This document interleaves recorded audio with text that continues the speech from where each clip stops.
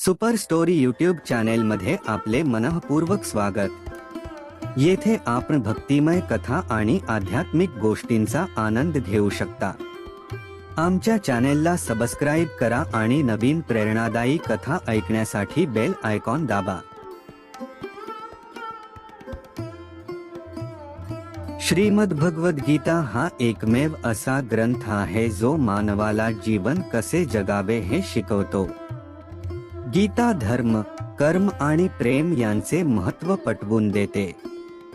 या ग्रंथात माणसाच्या प्रत्येक समस्येचे समाधान सापडते आणि हेच ज्ञान आजच्या आधुनिक युगात संघर्ष करत असलेल्या माणसाला कर्मशील जीवन जगण्यासाठी प्रेरित करते।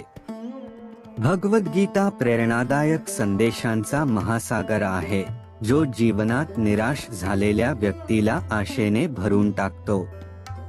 गीता म्हणजे संपूर्ण जीवनदर्शन आणि जो तिचे अनुसरण करतो तो श्रेष्ठ ठरतो।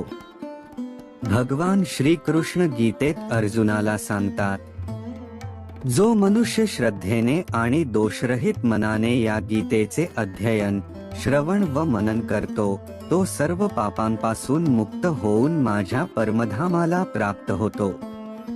भगवद्गीतेचा नित्य वाचन आणि श्रवण केल्याने त्या घरावर कधीही संकट येत नाही।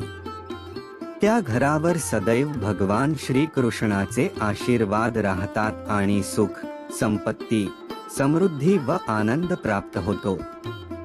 गीतेचा सार आणि जीवनातील उपयोग। आजच्या या विशेष भागात आपण संपूर्ण श्रीमद्भगवद्गीतेच्या साराबद्दल चर्चा करणार आहोत।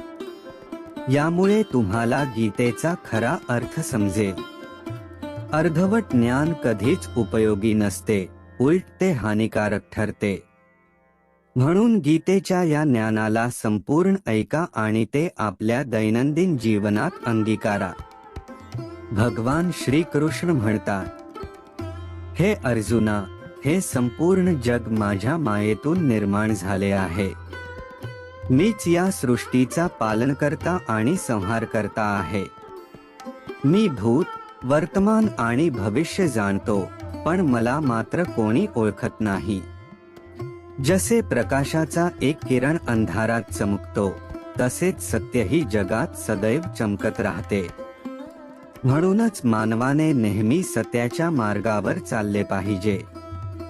मृत्यू हा एक अट सत्य आहे, तो कोणीही टाळू शकत नाही।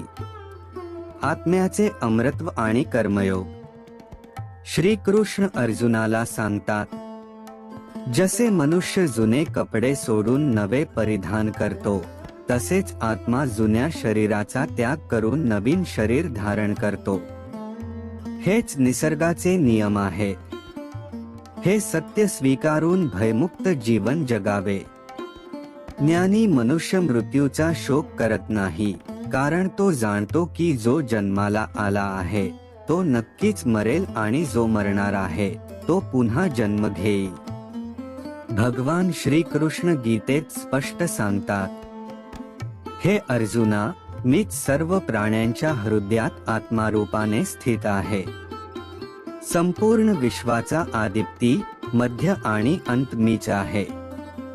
मी सूर्य आहे, मी वेदांमध्ये सामवेद आहे, मी देवांमध्ये इंद्र आहे, मी मन आहे, मी ब्रह्मा आहे, मी विष्णू आहे, मी महेश आहे, मी पर्वतांमध्ये हिमालय आहे आणि जलाशयांमध्ये सागर आहे। या संपूर्ण सृष्टीमध्ये जे काही आहे ते मीच आहे। मन, शांतीचे महत्त्व। भगवान श्री कृष्ण म्हणतात, या जगात मन शांतीपेक्षा मोठी दुसरी कोणतीही संपत्ती नाही। ज्याने मन शांत ठेवण्याचे शिकला आहे तोच खरा धनवान आहे। सम्य माणसाच्या इच्छेनुसार चालत नाही, तर माणसालाच वेळेनुसार चालावे लागते। हाच नियतीचा नियम आहे। जीवन कठीण वाटते जेव्हा आपण स्वतःमध्ये बदल करण्याऐवजी परिस्थिती बदलण्याचा प्रयत्न करतो।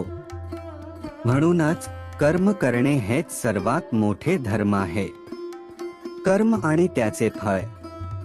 भगवान श्री कृष्ण गीतेत सांगतात, मनुष्य हा कर्म करण्यासाठी जन्माला आलेला आहे. तो कर्म केल्याशिवाय राहू शकत नाही.